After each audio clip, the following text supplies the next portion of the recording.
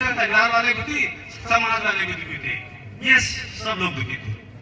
अब इन सब चीजों से आप लोग भली भांति परिचित हैं, तो क्या आप ऐसा संकल्प नहीं ले सकते आज हम लोग कि यार इस नशे को किसी भी हालत में हमको शुरू नहीं करना है।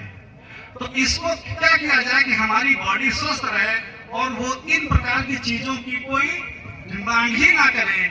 इसके लिए आज मैं आपको एक फॉर्मूला बताता हूँ, बल्कि दो फॉर्मूला बताऊंगा।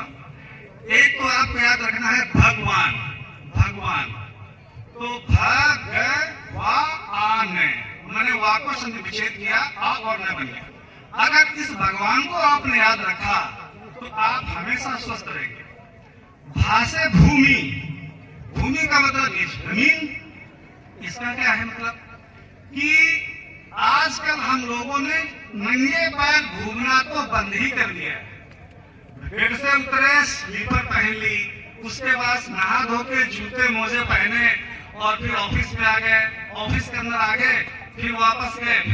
तो जो हमारे शरीर की नेगेटिविटी रहती है वो नेगेटिविटी खत्म नहीं होती है, और वो जो भूमि में आनी चाहिए थी उसको हम लोग अपने अंदर ही रखते हैं, फिर उदासी आती है, चिंतित रहते हैं। तो यही मेरा रिकमेंडेशन है कि कम से कम आधा पौना घंटा बाहर ये कच्ची मिट्टी में हम लोगों को घूमना है। यानी भूमि के साथ जो हमारा संपर्क टूट गया है, हमारे बुजुर्ग कहते थे जमीन से जुड़ा हुआ आदमी है, उसी रूप में आप याद कर लो कि सबको नंगे पैर तो रहने देना है। गगन यानी आकाश, आकाश में हम लोग आजकल निकलते कहाँ है? आप लोग सौभाग्यशाली है कि कम से कम इस समय आकाश के नीचे बैठे तो हैं। हमारे यहाँ पे होता था कि सूर्य नमस्कार करें, ये लिखा हुआ कि सूरज की रोशनी से विटामिन डी मिलती है जिससे इम्यूनिटी और हड्डियां स्ट्रॉन्ग होती हैं, लेकिन कितनी देर ये कहीं लिखा नहीं रहता था। तो इसमें मेरा ये आप लोगों से निवेदन है कि जिस समय सूर्य उदय हो रहे हो और जिस समय सूर्य अस्त होते हैं, अगर 15 से लेकर 20 मिनट तक अगर उस रोशनी में, उस खुले आकाश में आप रहते हैं तो वो हमारे शरीर के लिए बहुत ही फायदेमंद रहेगा। वासे वायु, हम लोग खुली हवा में सांस नहीं लेते। आजकल तो स्कूलों में भी एसी लगे हुए हैं, हम लोग अपना रुतबा दिखाने के लिए अपने बच्चों को ऐसे स्कूलों में भेजते हैं कि साहब स्कूल एसी है कि नहीं। स्कूल में एसी लगा हुआ है, गाड़ी में एसी है, घर में एसी है, तो खुली हवा में हम लोगों ने सांस लेना लगभग छोड़ ही दिया है। तो हमारा शरीर उस प्रकार से रह नहीं पाता है। तो आ मतलब अग्नि, अग्नि कौन सी? पेट की अग्नि। कि आजकल हम लोगों ने वो खाना शुरू कर दिया है जो हमारी जीभ के स्वाद को संतुष्ट करता है, लेकिन जो हमारे पेट की अग्नि को संतुष्ट करता है वो खाना हम लोगों ने लगभग खाना छोड़ ही दिया है। खासकर बच्चों के लिए पिज्जा, बर्गर, ये जो फास्ट फूड है वो हमारे बच्चे खाने लगे हैं। तो वो जीभ को तो स्वादिष्ट रख सकते हैं, लेकिन हमारा जो अंदर पाचक एंजाइम्स है, जो कि आप सुबह सुबह क्या करते हैं, उसको एंजाइमों को भी आप नष्ट कर डालते हैं। सुबह उठते सबसे पहले चाय पीते हैं। चाय क्या करती है, एक सिग्नल भेजती है दिमाग के अंदर कि कुछ आ गया पेट में। वो जो रात भर जो उस खाने को पचाने के लिए रस बना था, उस चाय ने उसको आके नष्ट कर दिया। और जब आप 1 बजे के आसपास खाना खाते हैं तो खाना पचता नहीं है, सड़ता है। सड़ने का मतलब है साहब आफरा आ गया, पेट फूल गया। सबको मालूम है कि अगर कोई चीज सड़ेगी तो वहां से गैसें तो निकलेंगी निकलेंगी। तो इसलिए सुबह उठते ही खाली पेट चाय नहीं पीनी है। कुछ खा पी के आप खा लो, थोड़ा ब्रेकफास्ट ले लो, फिर आप चाय के लिए सोचे तो वो ठीक रहेगा। तो आ और ना, नीच में नीर यानी जल। इस धरती पे 75% लगभग पानी है, और वो पानी इतना ही रेशो में जब तक आपके शरीर में नहीं रहेगा तो आप चाहे कुछ भी खा लें, कोई मेडिसिन खा लें, वो पूरी तरह से काम नहीं करने वाली है। इसलिए बार बार पानी आप पिए जितना कि 75% लगभग रहे और वो अपने रेशो में रहे। क्योंकि सही बात है कि अगर आपका ये सारा रेशो सही है तो हम लोग इजी हैं, EASE इजी। और अगर ये रेशो गड़बड़ाएगा तो उसके आगे लगा लीजिए आप DISEASE, क्या बन गया? वो डिजीज बन गया, आप लोग रोगी बन गए। तो रोगी होने का ही कारण है कि हम लोग वो ठीक से नहीं रह पाते। अब एक मैं फॉर्मूला और बताता हूँ, उसका नाम है अर्न, EARN, अर्न। ई का मतलब होता है एक्सरसाइज।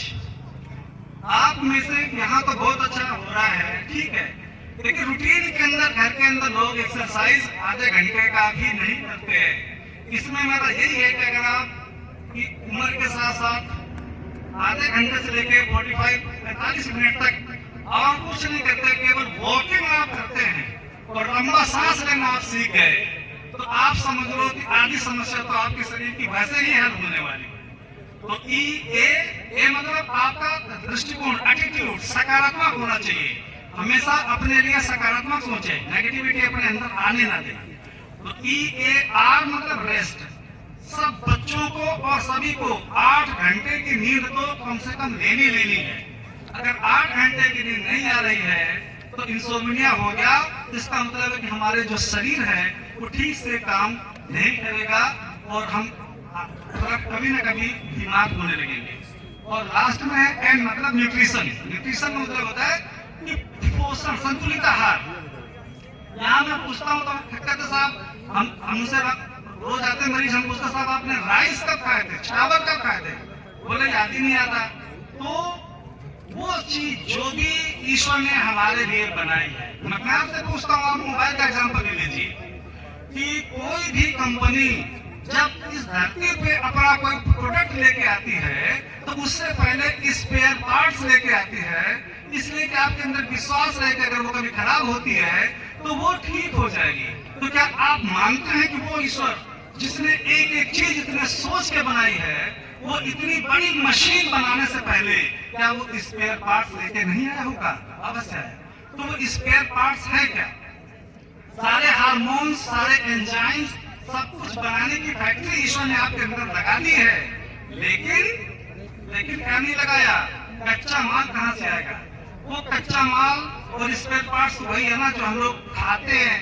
अब सब ये तो हम खाते नहीं है, ये तो हमारे रिवाज ही नहीं है, ये तो हमारे रिवाज में नहीं है, तो क्या करेंगे कि ईश्वर ने माँ के दूध में सब कुछ मिला दिया, एक कंप्लीट आहार हो गया वो, लेकिन उसके अंदर आयरन नहीं बनाया। आयरन नहीं मिलाया क्योंकि आयरन और कैल्शियम मिलके एक ऐसी चीज बना देते हैं जो कि हमारी आंतों से हजम ही नहीं होता। लेकिन हम लोग जब तक 56 प्रकार का भोजन एक साथ में खाते हैं तो हमें संतुष्टि मिलती नहीं है। इसका मतलब हो गया कि रायता और दूध वगैरह जो है, अगर आप हरी सब्जियां खा रहे हैं तो उसके आधा पौना घंटा के बाद में खाना है। अगर उस समय खाएंगे तभी वो हीमोग्लोबिन का ठीक से अपने अंदर आयरन भी आएगा और हड्डियों के अंदर कैल्शियम भी आएगा।